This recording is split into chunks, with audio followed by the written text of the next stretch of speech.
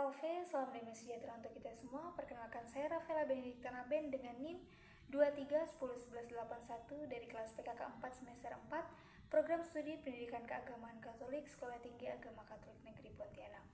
Pada kesempatan kali ini saya akan menyampaikan hasil resume saya pada pertemuan kami yang ke-13 dalam mata kuliah Sejarah Gereja Indonesia yang kami laksanakan pada hari Senin tanggal 16 Juni 2025.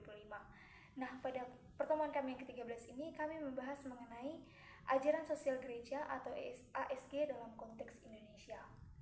Nah, ASG dalam konteks Indonesia ini merupakan refleksi iman Katolik yang berupaya menjawab persoalan sosial, ekonomi, politik, dan budaya bangsa berdasarkan terang Injil dan penghormatan terhadap martabat manusia. ASG terdiri dari kumpulan dokumen dan ajaran resmi Gereja Katolik yang menekankan keadilan sosial, perdamaian, solidaritas, dan kesejahteraan bersama, berlandaskan pada kitab suci, tradisi gereja, serta dokumen magisterium. ASG bukanlah ideologi politik, melainkan pedoman moral bagi umat Katolik untuk membangun masyarakat yang lebih adil dan manusiawi.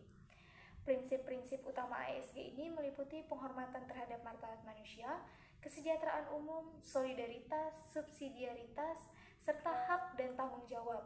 Dalam praktiknya di Indonesia, ASG menolak segala bentuk diskriminasi, mendorong partisipasi aktif dalam pembangunan nasional, serta mengajak umat Katolik untuk peduli akan kaum miskin dan terpinggirkan melalui aksi kemanusiaan dan advokasi sosial. Selain itu, ASG juga menekankan pentingnya penyelesaian masalah sosial di tingkat lokal, pemberdayaan komunitas, dan keterlibatan organisasi gereja. Dalam menghadapi realitas seperti kemiskinan, korupsi, kerusakan lingkungan, dan tantangan multikulturalisme, Gereja Katolik aktif mendampingi kelompok marginal, mendorong etika politik, serta terlibat dalam pelestarian lingkungan dan dialog antar agama. Umat Katolik di sini dipanggil untuk menjadi garam dan terang dunia, membangun budaya kasih dan keadilan, serta berperan aktif sebagai pelaku transformasi sosial. Pada akhirnya, ASG di Indonesia menjadi kekuatan moral yang mendorong umat Katolik untuk menjadi agen perdamaian, keadilan sosial, pelestarian ciptaan, dan pejuang martabat manusia dalam terang Kristus. Yang kedua, kami membahas mengenai Gereja Katolik dan isu sosial di Indonesia.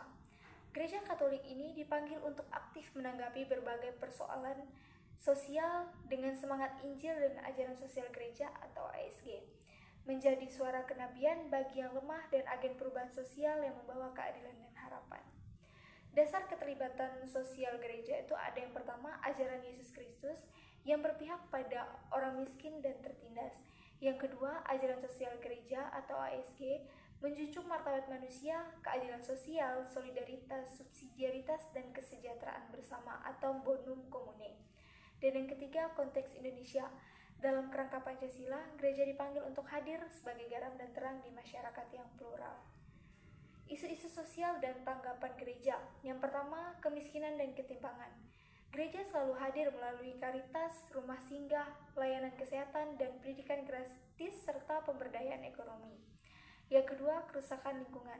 Menerapkan pastoral ekologi sesuai semangat Laudato Si dengan kegiatan seperti reboisasi, pertanian organik, dan edukasi ekologi.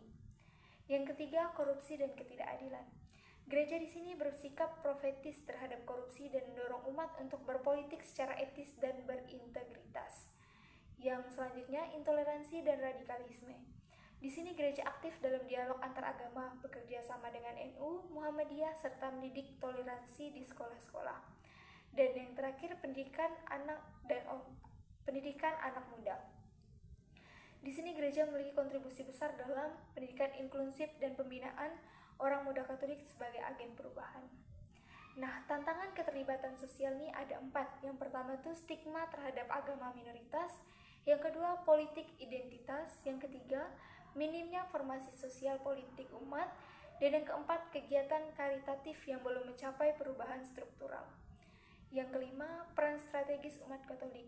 Di sini umat awam dipanggil untuk yang pertama menjadi saksi Kristus di ruang publik dan kerja, yang kedua aktif dalam organisasi sosial dan pemerintahan, dan yang ketiga membela kaum marginal dan memperjuangkan keadilan. Nah, yang terakhir, gereja Katolik harus proaktif dan solider, tidak berdiam diri tetapi turun tangan menyembuhkan luka sosial, mewartakan harapan, dan menjadi perpanjangan tangan Kristus. Gereja yang solidar, partisipatif, dan transformatif adalah wujud nyata keterlibatan dalam membangun bangsa. Sekian hasil resume yang dapat saya sampaikan. Semoga ini dapat menambahkan wawasan kita mengenai ajaran sosial gereja. Sekian yang dapat saya sampaikan. Terima kasih. Tuhan Yesus memberkati.